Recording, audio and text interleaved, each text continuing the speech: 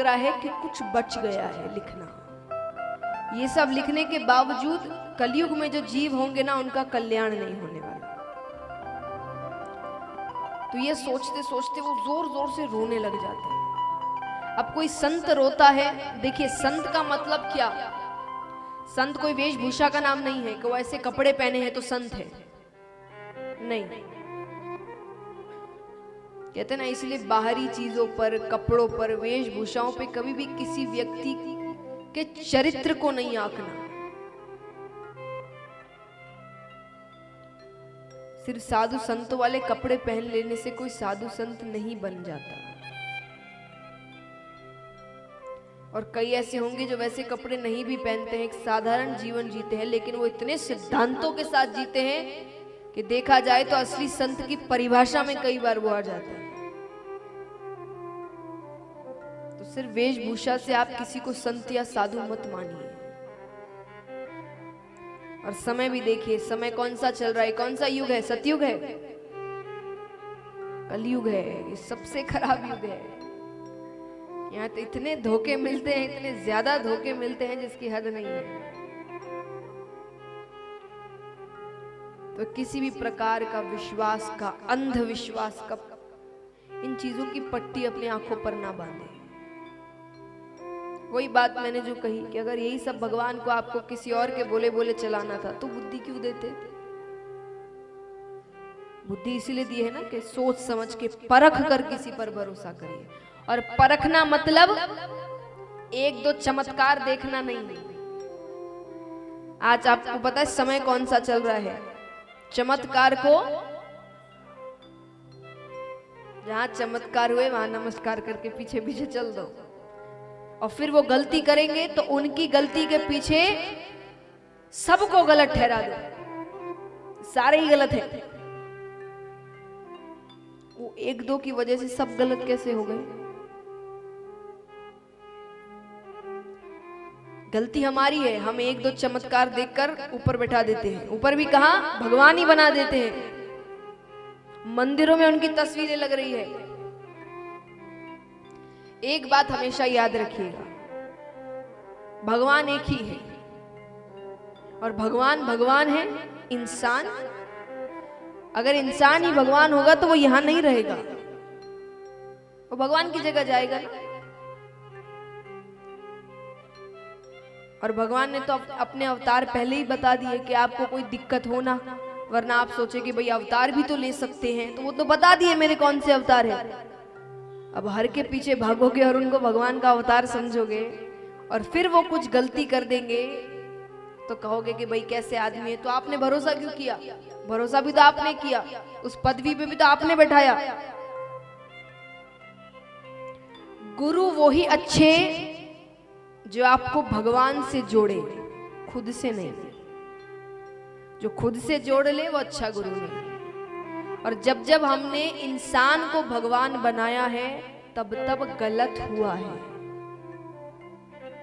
इंसान को इंसान रखा है, कुछ गलत नहीं हुए। कई गुरु हैं, कई शिष्य हैं, पर जब जब इंसान को भगवान बना दिया तब तब गलत हुआ है। इंसान को भगवान मत बनाइए। भगवान एक ही है, भगवान और कोई नहीं हो सकता। सब इंसान है। बाकी आप उनकी इज्जत करते हैं, आप पैर छूते हैं, आप प्रणाम करते हैं, ये सब इज्जत है। ज्ञानी जरूर दीजिए, पर भगवान की पदवी नहीं कि भगवान के साथ बैठे हैं, भगवान की जगह उनके नाम का जाप कर रहे हो। ये तो फिर तो गलत होना ही है। फिर तो आप उनको दोष मत दीजिए, खुद को दोष दीजिए। हमने ये हरकतें करी है।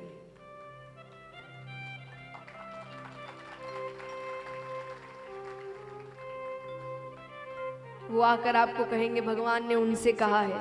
भगवान को उनसे ही कहलवाना होता तो ये क्यों भागवत गीता रामायण ये सब बना के रखते? भगवान ने पहले ही बता दिया, मुझे जितना कहना है वो सब लिखा है इसमें, इसको पढ़ो और मेरी वाणी समझो। ये दूसरे कुछ आकर कह देंगे तो तभी तो पिक्चरें बनती है भाई। और भगवान को आपसे कुछ कहना होगा ना, आपसे आके डायरेक्टली कह देंगे। वो ऐसे घूम फिर के नहीं आते भगवान। तो महाराज इसीलिए इंसान को भगवान ना बनाए कभी। तो ठाकुर जी वेद व्यास जी ये सोचते सोचते बहुत रोने लगते हैं। रोने लगे तो संत रोते हैं तो भगवान बड़ी जल्दी सुनते हैं। भगवान ने नारद जी को भेजा, देखिए क्या हुआ है। नारद जी जाते हैं, नारद जी ने उनसे पूछा, वेद व्यास जी कहते मैंने इतने वेद उपनिषद लिख दिए पर मुझे शांति नहीं मिल रही, कुछ बचा है, ऐसा लग रहा है कुछ बच गया है लिखना। ये सब के बावजूद कलयुग के जीवों का कल्याण नहीं होने वाला। नारद जी कहते हैं वो इसीलिए क्योंकि इन सब में आपने इन सब में ज्ञान को महत्व दिया है। क्या करने से क्या होगा, क्या पुण्य से क्या परिणाम होगा, क्या पाप से क्या दंड मिलेगा। और कलयुग में ज्ञान सुनने वाले ज्यादा नहीं होंगे। क्यों नहीं होंगे बताइए, क्यों नहीं होंगे? क्यों नहीं सुनेंगे ज्ञान? सब अपने आप में बड़े ज्ञानी हैं, सच्ची बात है। आप एक ज्ञान की बात बताओ वो चार और बताएंगे आपको। कथा सुन लेते वही बहुत बड़ी बात है, उसमें भी कितने बाहर निकल के 10 चीजें और निकल आएंगी। ये गलत था, वो गलत था, ऐसा कहा वैसा कहा, बड़े ज्ञानी हैं। तो ये बात नारद जी ने कब कह दी, हमको अब समझ आ रही है। उन्होंने तभी कह दी थी कि कलयुग के जीव अपने आप में बड़े ज्ञानी होंगे। मैं आपको इस कथा के माध्यम से उदाहरण देती हूं। 7 दिन की कथा है, सबसे ज्यादा संख्या किस दिन होती है बताइए? कृष्ण जन्म, चौथे दिन बहुत संख्या होती है भक्तों की। क्यों? उस दिन कौन सी ज्ञान की बातें हैं? उत्सव, आनंद। सबसे कम संख्या किस दिन होती है? सबसे ज्यादा ज्ञान की बातें उस दिन है, सबसे कम लोग आते हैं।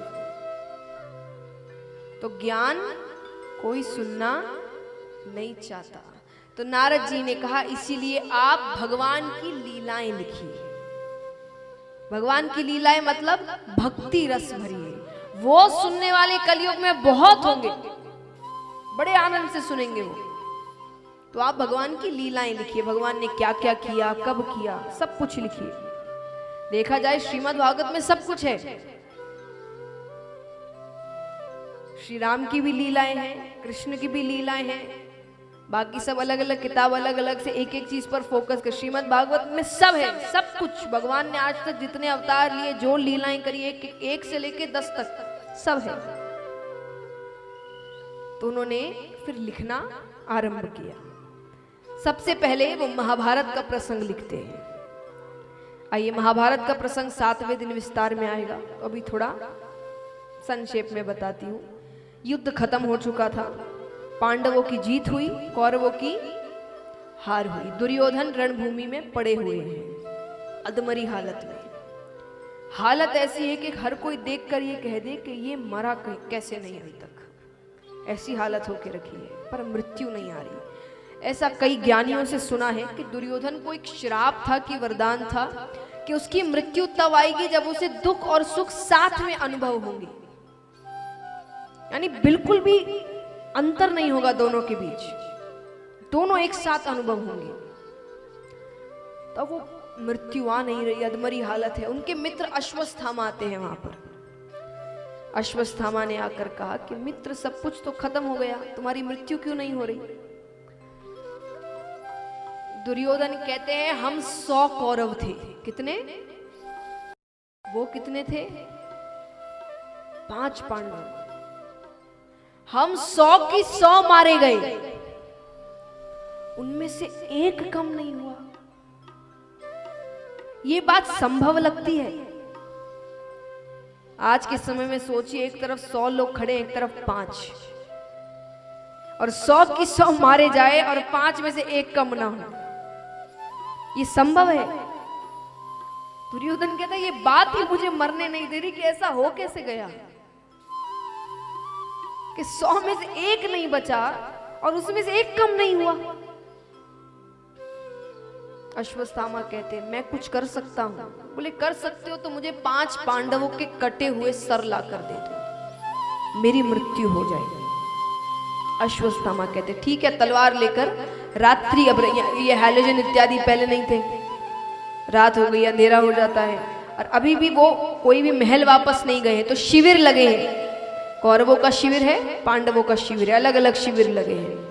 तो रात्रि में तलवार लेकर अश्वत्थामा घुसते हैं, कोई रोकता नहीं है क्योंकि वो गुरु के पुत्र हैं, सबके अपने हैं। सैनिकों ने रोका नहीं। गलती से, अंधेरे के कारण गलती से वो पांडवों की जगह पांडवों के 5 पुत्रों के शिविर में घुसते हैं। पांडवों के पहले 5 पुत्र हुए थे। अंधेरा है, अंदर भी कुछ नहीं दिख रहा, बस 5 लोग सोए दिख रहे हैं। उसने तलवार निकाली, 5 के सर काट दिए। अब सर लेकर तो बाहर नहीं आ सकते ऐसे, तो एक बड़ी थाल पर 5 सर रखे, उस पर कपड़ा ढका और लेकर आते हैं। दूर से दुर्योधन देखता है, उसको 5 सर दिख रहे हैं, बड़ा प्रसन्न होता है।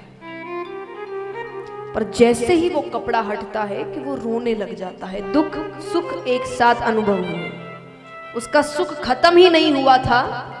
वो सोच ही रहा था कि ये 5 पांडव हैं कि उसके सामने वो असली सर आते हैं और वो बहुत रोने लगता है। वो कहता है, इनको क्यों मार दिया? अरे यही थे जो हमारे बाद हमारा श्राद्ध इत्यादि करने वाले थे। अब तो हम कौरवों की कोई गति नहीं है, इनको क्यों मार दिया? इन्होंने क्या बिगाड़ा था? रोते रोते उसकी मृत्यु हो जाती है। अब विचार करिए उस माता पर क्या बीत रही है। यहां एक बच्चा उसकी ज्यादा तबीयत भी खराब हो जाए तो माता को संभालना मुश्किल हो जाता है। वहां उसके 5 बच्चे एक साथ मारे गए। अर्जुन ने सैनिकों से पूछा, कोई आया था क्या यहाँ? बोले अश्वत्थामा आए थे, पकड़कर लाया जाता है। अर्जुन ने कहा कि तुम्हारे द्रौपदी जी को, कि तुम्हारे सामने इसको मारा जाएगा, तुमको थोड़ी शांति मिले। उसने कहा, कैसी शांति? इसको मारने से मेरे बच्चे वापस आ जाएंगे। और देखिए